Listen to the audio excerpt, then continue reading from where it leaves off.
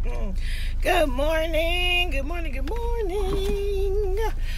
Hey guys, I am live again, and hopefully it will work today. I am not gonna rant. Yesterday I was trying to rant and the thing wouldn't let me record, so I think that was the good Lord, like, don't put that on there, girl.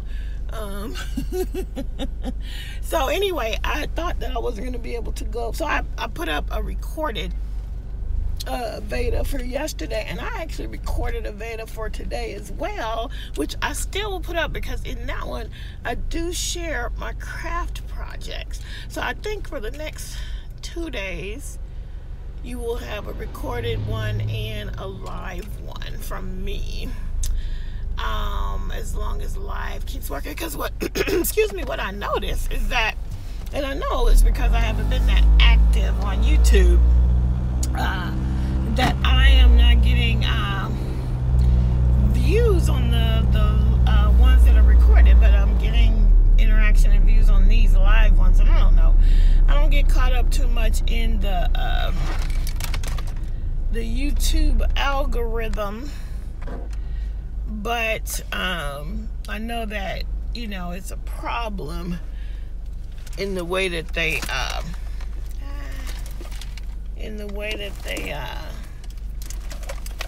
you know, the algorithm with what gets seen and what doesn't get seen. And it seems that I actually heard Amy Schmittauer, I think her new last name is Lanzino, and she is like the person who actually started this whole Veda thing.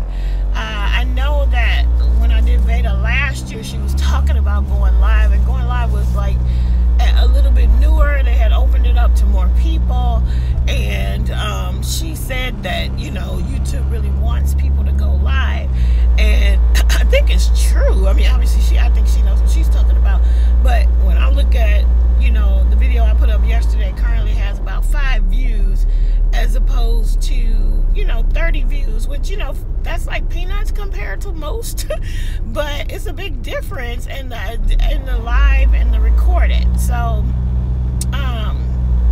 I am gonna do both as long as I can, but I'm gonna keep the lives short, and no one's on anyway, but I think they just get seen better. So anyway, today, my big thing that I'm excited about today is I have a job interview, and I'm excited about that. It's a legit new position, possibly, and I know nothing is guaranteed, but you know, I'm already in my interview wear and interview hair, and I'm just ready to go. My glasses, unfortunately, are super dirty, so I'm trying to clean them and drive at the same time. So anyway, yeah, I'm hoping to have some traction, and if I do, that would be a great thing. I just really need to be doing some more things, different things, if I gotta work. So here's the truth. You know, I wish I could just work for myself. You know, I wish that the things that I love, crafting and all of that, was enough to get me, cover all my bills and my rent and my insurance and all that stuff. And maybe, you know what, if I put my mind to it, it would. But I'm so old school, guys. I love millennials. Okay, can I just say that? I love millennials. I love the freedom and the way that they think, and, you know, and all generations have issues, but I just love that they have this entrepreneurial spirit. And I hope that by the time my son is older, that spirit is still strong, and that doing things for yourself and figuring it all out is really a good thing. But I'm so old school that I can't, like, make my brain work around not having health insurance, you know, or paying an exorbitant amount of health insurance. So yeah, so I'm gonna work until I retire, you know, and have my side hustle as well. You guys know I love making things, and I sell some of the things that I make. Speaking of side hustle, what I wanted to do today is recommend a really good podcast, and I don't think I've talked about it. Maybe I have, but if I have, I haven't been on YouTube in a long time, so I might as well mention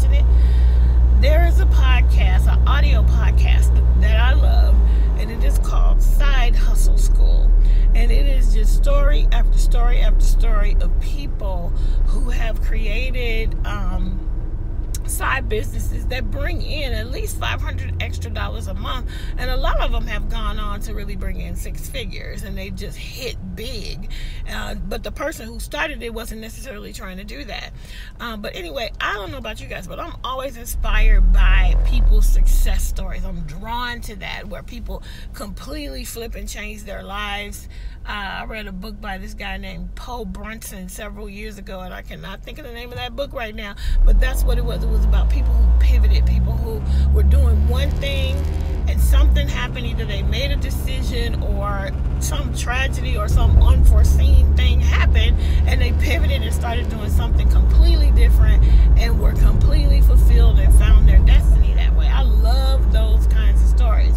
So I love Side Hustle School because these people are doing what I want to do. My aim is also to get to where my Etsy shop or whatever my side hustles are eventually, that I would somehow figure out how to earn an extra $500 to $1,000 a month, because I mean obviously it would make life a lot easier, but also as I do get closer to retirement, that'll be some extra income that I will already have built up that business. So that's my goal.